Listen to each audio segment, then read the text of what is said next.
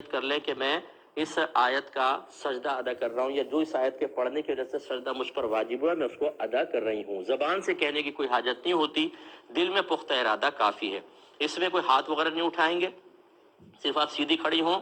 اللہ اکبر کہہ کے سجدے میں جائیں، اور ایک سجدہ بس کرتے ہیں اس کا، تو اس میں تسبیحات پڑھیں، اور اس کے بعد اگر سیدھی کھڑی ہو جائیں تو بہت ہی اچھا ہے، ورنہ اگر سجدہ کر کے آپ بیٹھ جائیں کافی ہے۔ اس میں سلام وغیرہ نہیں پھیرا جاتا۔ تو ایک انہوں نے کہا کہ جب ہم پورا قرآن پڑھ رہے ہوتے ہیں تو کیا جیسے جیسے آیت سجدہ آئے سجدہ کرتے جائیں، یا پورا قرآن ختم کر کے 14 سجدے ایک ساتھ کر لیں؟ دیکھیں یہ صورت بھی بالکل جائز ہے کہ آپ پورے 14 مطلب آیات سجدہ 14 پڑھ کر پھر ایک ساتھ 14 سجدے کر لیں، لیکن افضل اور اولا صورت یہ ہے کہ جیسے آیت پڑھیں آپ اس کے بعد سجدہ کر لیا کریں، کیونکہ کیا پتہ کس نے گارنٹی دی ہے کہ اگلی آیت سجدہ آپ پڑھ بھی سکیں گی کہ نہیں، ہو سکتا ہے پہلے موت آ جائے، اس لیے جو چیز آپ پہ واجب ہوتی جا رہی ہے اس کو فوراً سے پیشتر ادا کرتے رہیں، یہ بہت ہی اچھا ہے۔ طالب علم مدرسے میں پڑھ رہا ہے اور حفظ کر رہا ہے، اب وہ بار بار ایک ہی سجدے کی آیت پڑھتا ہے، یاد کر رہے ہیں سبق، لیکن درمیان میں اٹھ کے چلے گئے، آ گئے، کوئی بات چیت کر لی، یہ بھی ہو رہا ہے، یعنی مجلس بھی بدلتی چلی جا رہی ہے، تو پھر استاد اور شاگرد پر سجدہ تلاوت کا کیا حکم ہوگا؟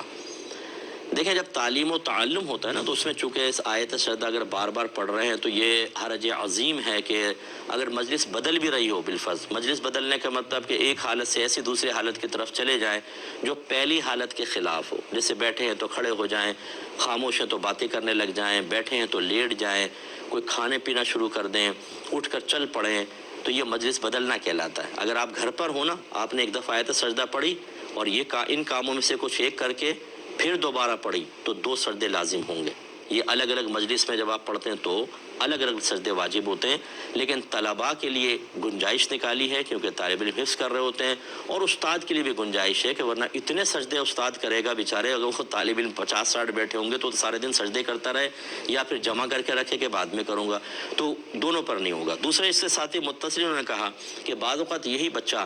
گھر میں قرآن یاد کر رہا ہوتا ہے اور آیت سجدہ کو بار بار پڑھ رہا ہوتا ہے اور گھر والوں کے کان میں آواز پہنچ رہی ہوتی ہے، اب کیا حکم شرع ہوگا؟ دیکھیں اب بچے پر تو نہیں ہوگا کیونکہ تعلیم و تعلم کا سلسلہ اس کے ساتھ اب بھی قائم ہے، لیکن گھر والوں پر ضرور ہوگا۔ جتنی بار آیت سجدہ سنیں گے ان پر سجدہ تلاوت واجب ہوگا۔ اس لیے بہتر یہ ہے کہ ہمارے مدارس میں بھی کاش یہ ہو جائے کہ حافظ بنانے کے ساتھ ساتھ ایک آپ سلیبس مرتب کریں جس میں بچے کو یہ تمام احکام سکھائے جائیں، جو خاص طور پہ اگر وہ بچہ آج امام بنتا ہے تو امامت کے جتنے مسائل ہیں وہ سب اس کو آنے چاہیے، اسی طرح قرات کے مسئلے آنے چاہیے۔ تو اس بچے کو چاہیے تھا کہ ایسی جگہ پڑھے ہی نہیں کہ گھر والوں کے کانوں تک آواز آئے، کہیں کمرے میں علیحدہ ہو کے بند کر کے، اور اگر پڑھنا ہی تھا تو آیت سجدہ کی تکرار نہ کرے، اس کو مطلب ہے کہ آہستہ پڑھ لے، بس اپنے کان تک سنیں، بلند آواز سے نہ پڑھے۔ دوسروں نے مجھے نماز پڑھتے ہوئے دیکھا، تم ویسے ہی نماز پڑھو۔ وہ کہتی ہیں اس حدیث کی روشنی میں پھر کیا خواتین بھی نبی کریم صلی اللہ علیہ وسلم کی مثل نماز پڑھیں؟ میں نے پچھلے پروگرام میں بھی اس کا جواب دیا تھا، یہ حدیث بالکل اپنے مقام پہ ہے، سرکار صلی اللہ علیہ وسلم نے یہی فرمایا کہ جیسے تم نے مجھے نماز پڑھتے دیکھا ویسے نماز پڑھو۔ لیکن خود صحابہ کرام جن میں سر فہرست حضرت علی رضی اللہ تعالی عنہ ہے، اور کثیر تابعین سے بات ثابت ہے، مصنف ابن ابی شیبہ آپ اٹھا کے پڑھ لیجئے، اس میں کئی طرق سے یہ چیز اقوال وغیرہ نقل کر دیے گئے ہیں کہ صحابہ کرام اس بات کو پسند کرتے تھے کہ عورتیں سمٹ کے سجدہ کریں، پھیل کر سجدہ نہ کریں۔ معلوم ہوا کہ یہ خاص خطاب سرکار کا مردوں کے لیے ہے، عورتوں کے لیے اس حدیث کو بھی آپ سامنے رکھ لیں اور ان احادیث مبارکہ کو بھی سامنے رکھیں کہ جس میں نبی کریم صلی اللہ علیہ وسلم نے عورت کے لیے بہت زیادہ پردے کا حکم فرمایا۔ جیسے خود بہقی کی ایک روایت ہے، نبی کریم صلی اللہ علیہ وسلم نے ارشاد فرمایا کہ عورت کی نماز سب سے بہتر یہ ہے کہ وہ مسجد کے بجائے صحن میں پڑھے، صحن کے بجائے برآمدے میں، برآمدے کے بجائے اندر کمرے میں پڑھے۔ یہ سرکار نے خود تلقین فرمائی نے، جتنا پردہ عورت رکھے اتنا ہی بہتر ہے کہ اس پر کسی کی نگاہ نہ پڑے۔ اور اسی طریقے سے خواتین کو بھی خواتین سے پردے کا بڑا حکم ہے کہ اس طریقے سے اپنے جسم کی نمائش نہیں ہونی چاہیے کہ کسی کے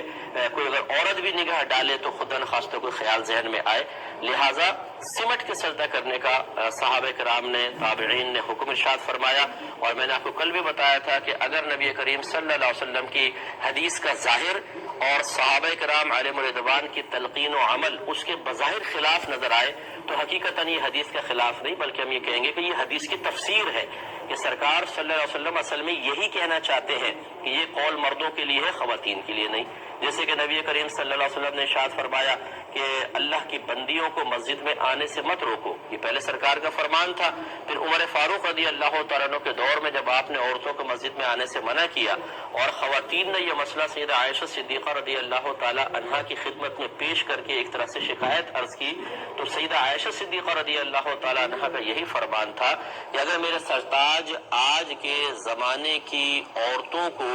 جس طریقے سے زینت کر کے باہر نکل رہی ہیں ملاحظہ فرما لیتے تو یقیناً آپ بھی انہیں مسجد میں آنے سے روک دیتے. اب دیکھیں صحابہ کا عمل بظاہر نبی کریم کے قول کے خلاف، لیکن حقیقتاً سرکار کے مزاج کی موافقت ہے. اور یہی فقہ ہوتا ہے کہ صرف ظاہر کو نہیں دیکھا جاتا، ہر چیز کا ایک ظاہر بھی ہوتا ہے، ایک باطن ہوتا ہے. پھر ایک بات ہم کبھی کہتے ہیں اس کے کئی پہلو ہوتے ہیں، کس پہلو سے ہمیں دلیل طلب کرنی ہے اور کس پہلو سے نہیں کرنی ہے، یہ سب ہمیں ملاحظہ کرنا ہوتا ہے. تو خلاصہ کلام یہ ہے کہ بہنیں سمٹ کر ہی سجدہ کریں. ایک عورت پھیل کے سجدہ کر رہی ہو، ایک سمٹ کے سجدہ کر رہی ہو، آپ دونوں کو دیکھ لیجئے گا ان میں شرم و حیا کا مادہ کس میں زیادہ نظر آئے گا، شرم کس سے زیادہ ظاہر ہو رہی ہوگی. مردوں کی طرح عورت پھیل کے سجدہ کریے، تصور ہی عجیب و غریب سا لگتا ہے. تو یہ حدیث کا ظاہر مردوں کے لیے رکھا جائے گا. باقی جو صحابہ کرام کی تلقینات ہیں اس کی وجہ سے عورتیں سمٹ کے سجدہ کریں، ان کے لیے افضل اور اولیٰ ہے. لیتے ہیں کیا ایسا کرنا صحیح ہے؟ دیکھیں فقہ حنفی کی روشنی میں سجدہ تلاوت ہو یا سجدہ شکر ہو، اس کے لیے وضو کرنا ضروری ہوتا ہے. لہٰذا یہ ہمارے ٹیم والے بھی اگر سن رہے ہوں یا آفیشلس کچھ لوگ سن رہے ہوں تو یہ پیغام اگر پہنچا سکیں، 50 کر لیجیے، سینچری کر لی یا 5 وکٹیں لے لی کسی نے تو وہ فوراً سجدہ شکر بجا لاتے ہیں. اب چلیں ہم حسن ظن قائم کر لیتے ہیں کہ یہ باوضو ہی کھیلتے ہوں گے، پھر تو ٹھیک ہے. لیکن اگر فرض کر لیں کہ کھلاڑی بے وضو ہیں تو ان کا اس طرح بے وضو سجدہ شکر ادا کرنا یہ گناہ ہے. تو لہٰذا باوضو ہو کر ہی سجدہ شکر کر سکتے ہیں ورنہ گناہگار ہوں گے.